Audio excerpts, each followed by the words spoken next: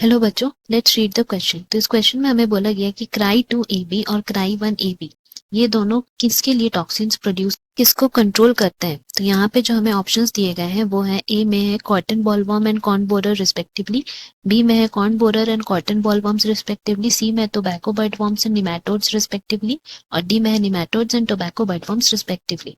ना इस क्वेश्चन की अगर हम की कॉन्सेप्ट के बारे में बात करते हैं देन यहाँ हमारा की कॉन्सेप्ट हो जाएगा बीटी टॉक्सिन जीन। तो हम लोग अगर बात करते हैं बीटी टॉक्सिन जीन के बारे देन हम लोग बोल सकते हैं कि these are first of all isolated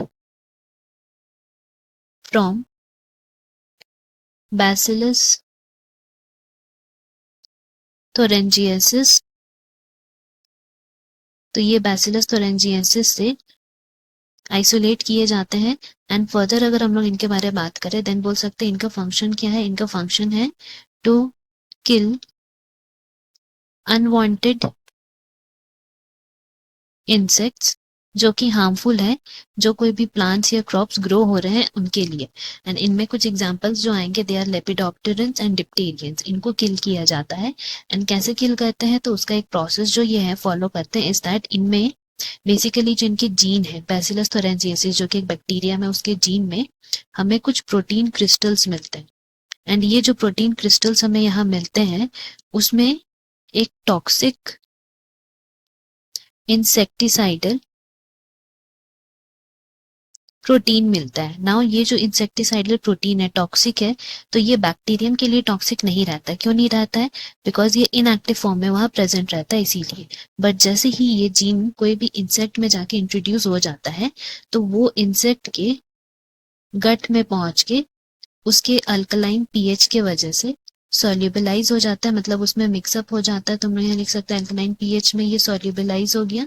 and उसके बाद क्या करता है, ये एक्टिव फॉर्म में आ जाता है। एक्टिव फॉर्म में आने के बाद इसका जो मेन फंक्शन है वो क्या करता है कि ये एक्ट करता है कहाँ पे, midgut of epithelial sales.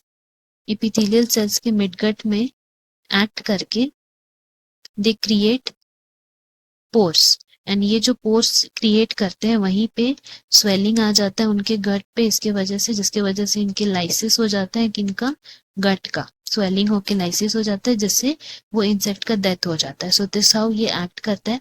Now इनके जो जीन्स हैं वो, क्योंकि इंसेक्ट ग्रुप स्पेसिफिक होता है, मतलब हर ग्रुप ऑफ इंसेक्ट्स के लिए ये स्पेसिफिक जीन्स रहते हैं। दैट इज द रीजन इनको क्राई जीन नाम दिया गया एज ऑल टुगेदर। एंड अगर हम लोग यहाँ पे बात करते हैं cry 1AC and cry 2AB, ये दो तरह के gene are used to control cotton bollworms.